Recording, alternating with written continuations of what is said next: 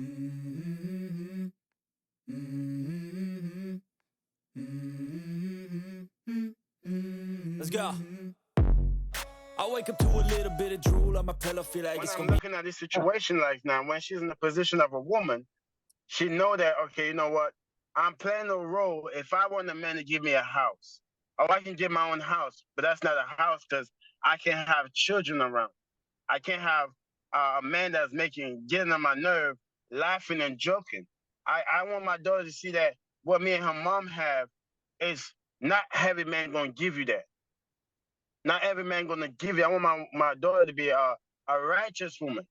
I mean, what do you mean righteous woman? Know her a virtual woman, not a street woman, not a get by woman, not a put like you say, show her because the breast, man my age, man older than me, man younger than me want to get in your drawers. You got the power to choose one man. And I don't want you to bring no, you know, for example, no as a bastard child, I don't want you to bring forth another me out here that have to look at other men to learn how to be a man. So you have the power of doing those things because now you choose the man Oh, bring it. that you want and you choose the child that you want to be born.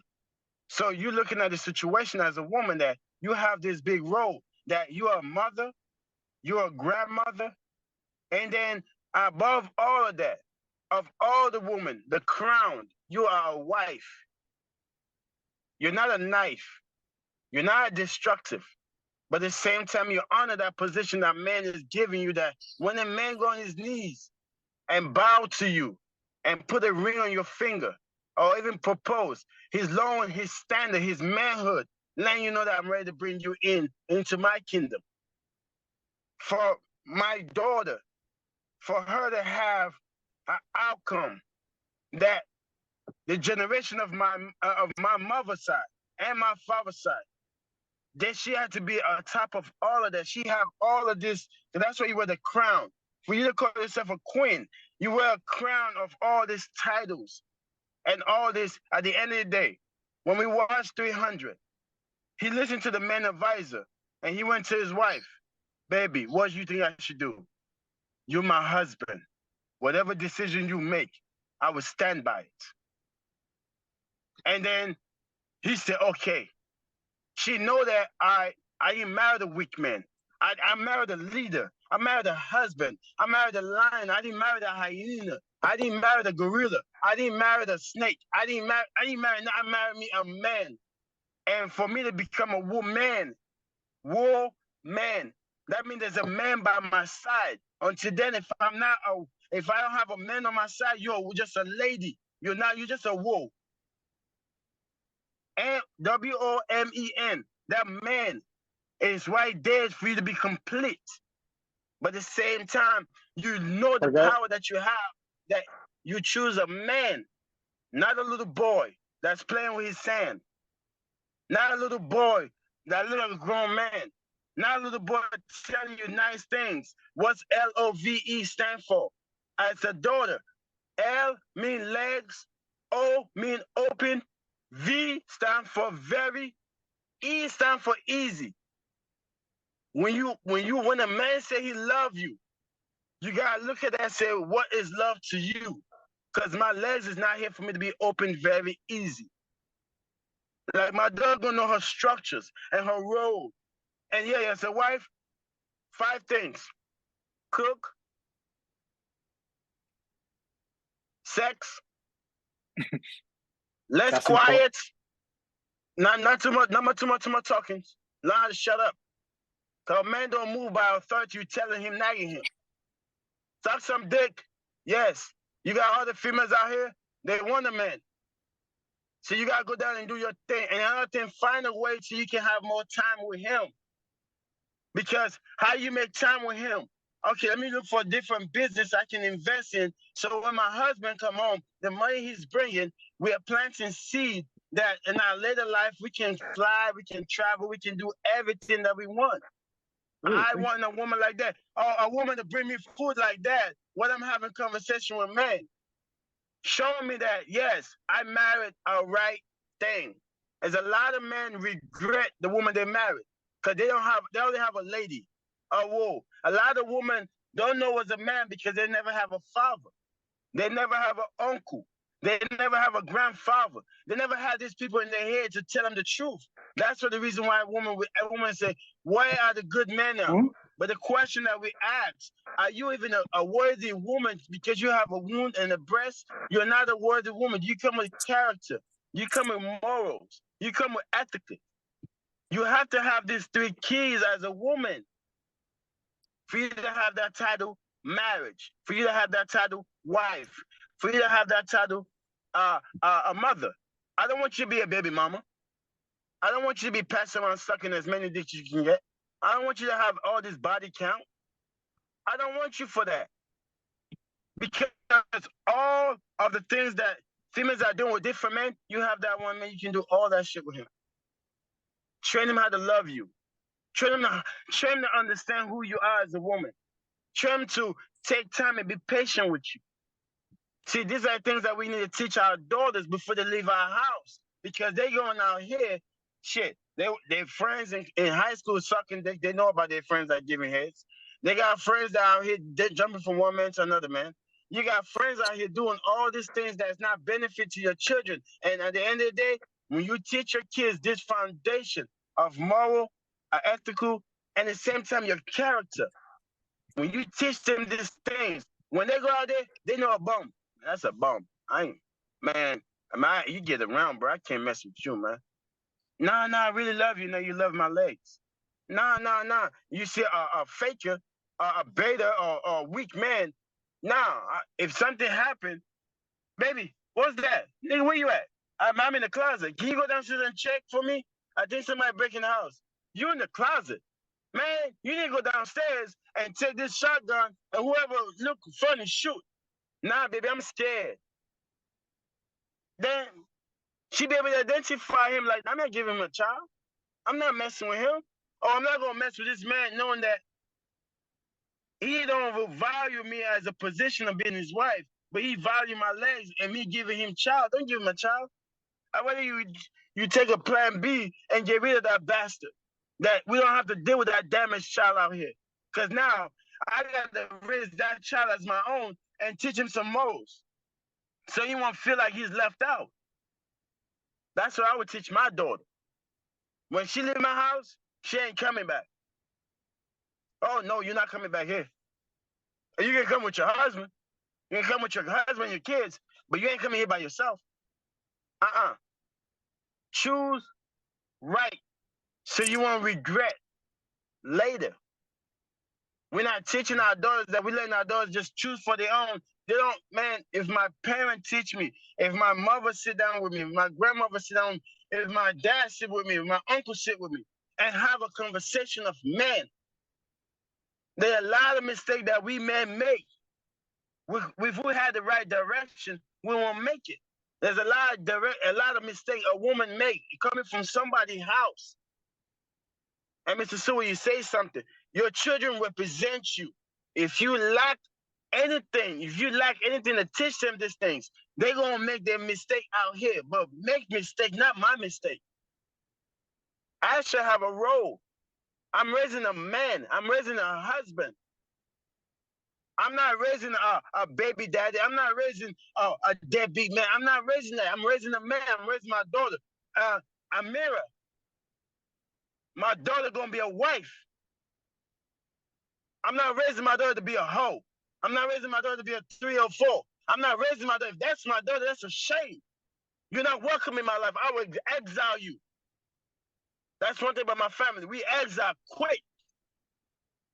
You're on your own. I don't know you because I didn't create you like this. You had 18 years with me, or you had 16 years with me. What you telling me that I have failed you, so you out here doing failure things? Where the shame at? Back in the 80s with 5% baby mamas. 2023 is 20 what? It's what? 76%. What the hell? That means a lot of failed houses that didn't raise their daughter. Or their daughter was rebellion. And they learning the hard way and they have daughters. And now that daughter become rebellion. So for us to change our view for our wife and for our daughter to be somebody's wife. Are you raising a wife in your house? Are you raising your daughter to be a wife to somebody? Learn the trade from their mama. Learn how to cook, how to clean, how to learn or how she talk to her dad. Oh, mama, ladies, how you talk to your husband is how your children gonna talk to their husband. How you deal with your husband is your business with your husband is not your damn kid's business. Tell them to mind their goddamn business. Because when they get to that age, they're going to understand as a man, you got structure, you got roles. I do 12 hours every day. If I come home, why am I going out there doing 12 hours? Because I have a responsibility. I have a provision. I have a protection. I have a family. We're not teaching the morals of family and the roles. And we got to go back to the beginning. Who created these things? We take the Bible out of school. We got all this chaos. Our generation is creating these damaged children. Kids that are born in the 80s, 90s, they're creating this damaged kids. If you don't want to marry, that's good. Hey, wear condom. If you're going to do wrong the right way. Put condoms on. Don't be out here just damaging somebody's daughter. She's already damaged. Imagine that child. So what we're teaching our daughter, be damaged and don't go get help, but look for somebody that's worse than you and make a baby with them? What are we teaching our daughters? Yeah, when they go out there, you say it right. Be a leader. Are we teaching our kids to be leaders or be a follower? And 76% is follower. So for my daughter, that's why I say in my house, I'm raising husband and I'm raising wife. Damn it, you're not coming in my house. And if you married behind my back, you married, and you find a husband, you married, and I don't know about it. Because one thing, my wife gonna tell my kid, hey, you know how your father is, you better go talk to your dad. Man, you know how dad was doing like this. Dad's always wrong. But you know your father is right. He raised you. Give him that respect. Give him respect. Call your brother. Hey, Ash, what's up? Man, Amira, you know dad. You ain't gonna go for it. Go talk to dad. That man coming for me and say, that's my son-in-law. I take pride in that. And if you have a child that from somebody's house that's not stable or steady, my dog gonna smell you. I'm raising lions and lioness over here. And they're gonna be leaders. I'm not raising no followers. So now I want to ask a question. The sons now. What type of son are you raising? Mr. Sue, I'm gonna ask you, what son? Oh man, what type of man Enoch gonna be? Well, first thing, I want him to be exactly what the Father put in him to be. And for me to do that, you know, there's a structure I must follow. I must always do my part as a father to make sure that, number one, he understands his role as one, he's a provider. He's a protector. Yes, he can come to me for advice, but also understand that his greatest advice is the king who sits on the throne. I must prepare my son to meet the Heavenly Father one day, to tell him the stories about who the Ancient of Days is. And through these things and through these teachings, as far as how to conduct himself, how to control his emotions, because we understand, we're living in a time where, men, we can be very emotional and can cause damage to others or even ourselves. So number one, I want to teach my son how to control his emotions. I want to teach my son how to be the best problem solver, or be the best problem solver he can be. Teaching my son never to stay focused on the problem too much, but spend more time to focus on the solution. um, to be active, to be courteous, to be kind, to be humble, um, to lead. But to understand before he can lead, he must learn how to follow first. But to follow the right things, and always to go back to the word, to go back to that Bible, to one day teach him how to read it, so that way when he become an age, he can read too. So he can say, I remember my mother and my father was telling me this story when I was little. I'm reading the same stories when I was young. So his understanding can become more, because I know because at the end of the day, we like I said, we are to prepare our children, because one day they're going to become an age where you can only tell them but so much, but you can still tell them some things, but they're going to be pretty much on their own. But you're going to have those short amount of years where, you know, you got to teach them, you got to cram a bunch of lessons in a short amount of time before they start venturing off on their own, start doing a lot of things on their own. Because, you know, you don't know what your child is doing behind your back. You don't know what your child is doing. And there's a lot of parents that may think their child is innocent or doing good, but you really don't know what they're doing.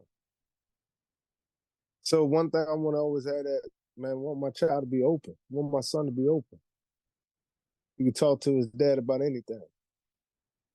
I want my son to be able to go out there and be able to handle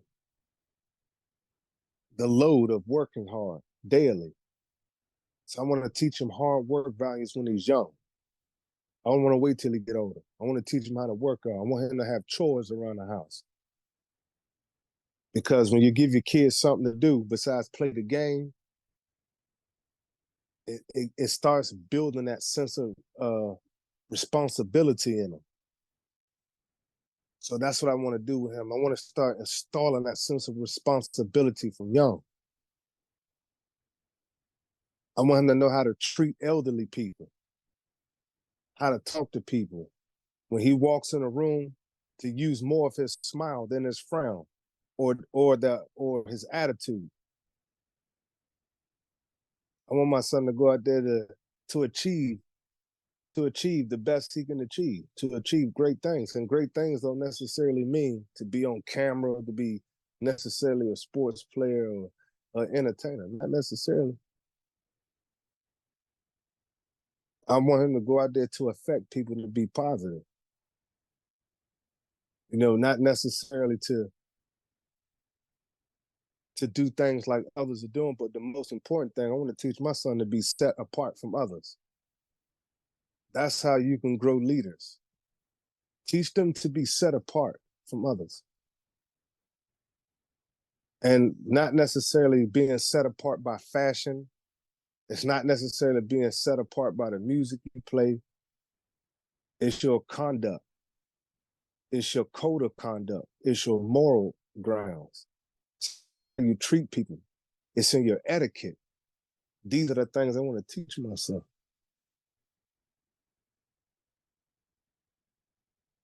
Because I know these are the qualities that's going to set him apart from a lot of children. And this is going to determine what type of house that he may potentially build. Because I know, for one thing, I can teach my son up to a certain point, but I know I can't teach my son everything. So the most important thing I want to teach my son, that one day you're going to be the God. You need to know about him. Because you're going to go meet him one day. And in this book, this is how you can find out about him. Because maybe one day when my words don't resonate with him, when he may be going through something so detrimental that I may not know about, he can always have a GPS, a guide. He can hear my voice tell him, son, it's in the book, follow. Son, God has got you. Just remember, he's with you. It's okay. to teach my son how to pray. I want my son to learn how to pray. I don't want my son to be afraid to pray. I want him to learn how to pray. Because a lot of things, I want my son to understand that through prayer is more powerful than what you can do in the physical form. But if children are not taught how to pray, then these are things sometimes, my Lord, the things that can come upon your kids.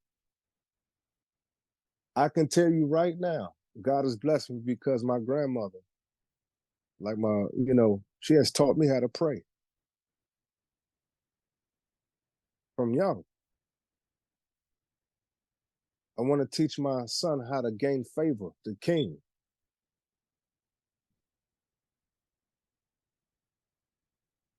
Because I know if I do that, that's going to affect his moral ground and his code of conduct here on earth.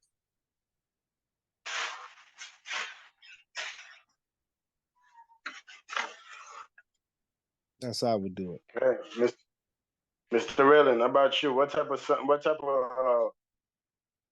would you teach your son? What type of man are you raising in your house? What type of husband are you raising in your house?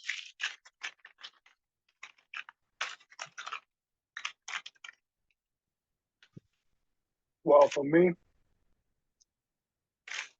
it's pretty much same way as my daughter, pretty much. But so that will be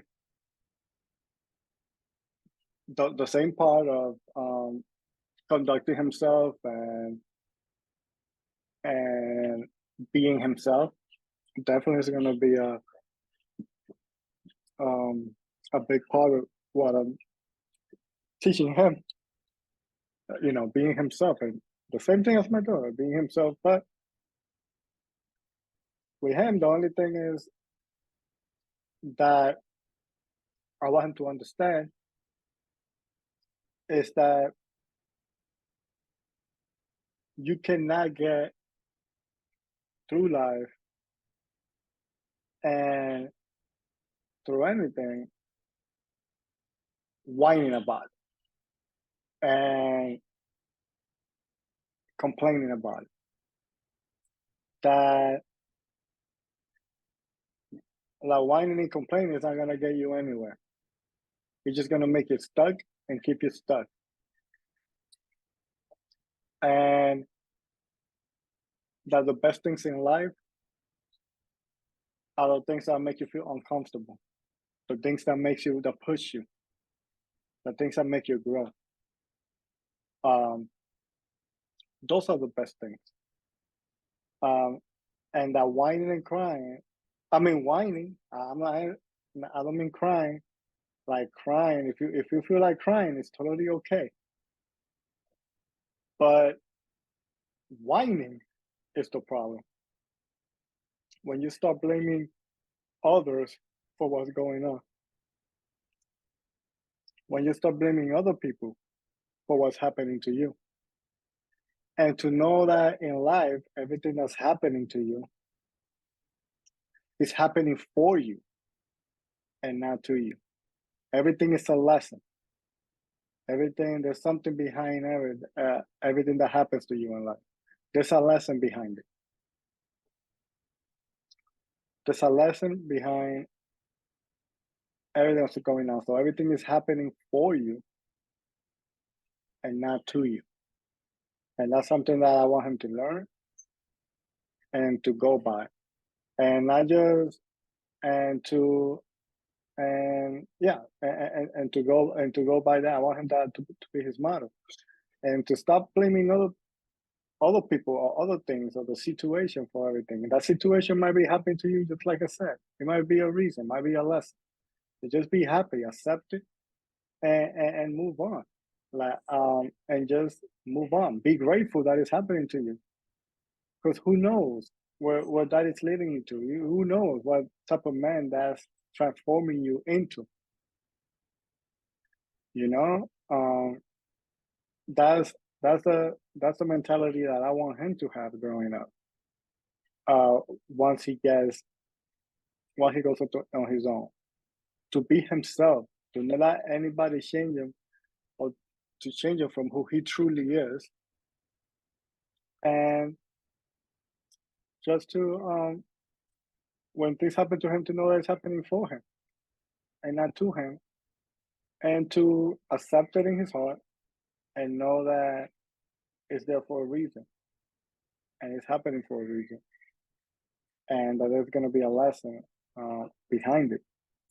And be grateful about it. Be grateful every day for the good things that happen to you and for the bad things that happen to you too, because both of them are there for a reason. It's just the way you perceive things.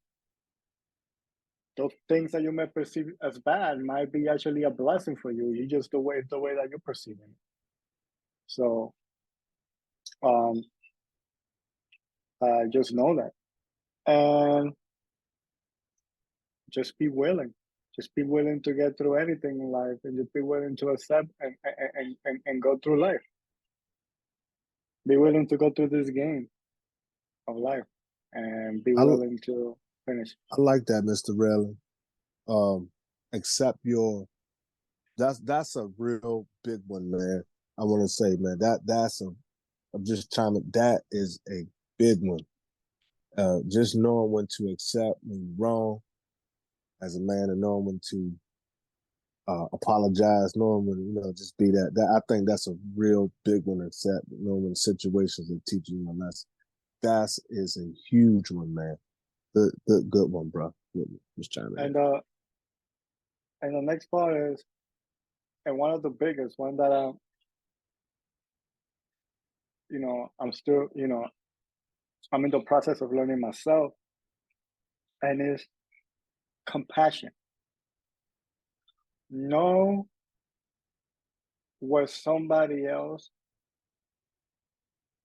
first of all, know where you have been and what you have learned. And know that there's other people that may need to learn the same lessons that you did. And they might be going through the same thing. So if you say something that triggers somebody and they don't like what you said, and they're getting very defensive at you, that's okay. Just knowing that they literally yelling at you and they're looking at you and the words are coming out towards you, but it's not for you. They're talking to themselves and the things that they have inside. So have the compassion for them. Understand that it's not really them who's talking. It's those patterns, it's those traumas inside. And understand that, that they have to learn their lesson too. And that they're just going through the process just like you did. And just like you do. And have that compassion. Yes. If you need to walk away from somebody, walk away. But understand that. Accept the situation, like I said, and understand that that person might just be going through something, might just be learning a lesson in their life, might just be releasing some trauma. And whatever you just did just happened to trigger their trauma. So it may not even, don't take it personal. Don't take nothing in life personal. And just accept it and move on. And that's and have that compassion towards others. And that's the biggest thing. I think that's the key to everything right there, man. It's having compassion for your own kids, for your wife, for your co-workers, for your pastor, for everyone. Just have compassion. Understand that everyone has their own journey. That's right. And I'm in my journey. You are on your journey. And understand that they might be at a point in their journey where they still need to work on some stuff, and you just trigger that stuff. Now they are aware of something that triggers them, and something that they need to work on. And just know that most of the time it's really not going to be you. It's something that's inside. And when you are the one feeling that anger, ask yourself, what is it that's inside of me that is creating this reaction? What is it that he said? Why did he trigger me with those words? Because he's triggering something, a trauma, something inside of me to make me want to act a certain way. So just step back, relax, take a deep breath, go take us alone time.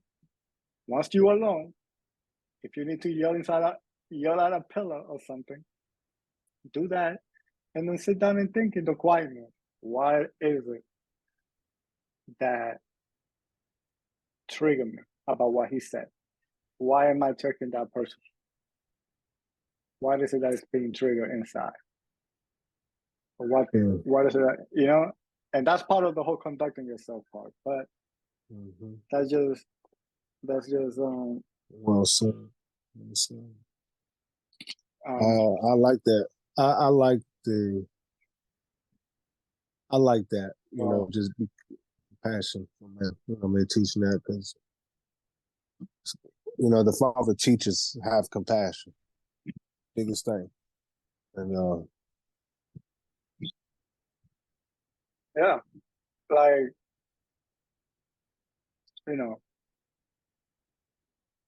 like that's one of the things that you understand. You gotta understand what you gotta put yourself in the position of the other. You gotta put yourself in the other person's shoes and see where they're coming from. And even though they may be attacking you, they may be yelling at you, they might be calling you names, they might hate you. Just know that you didn't really do anything wrong. It's just that you just triggered something inside of them that they probably are not really aware of yet.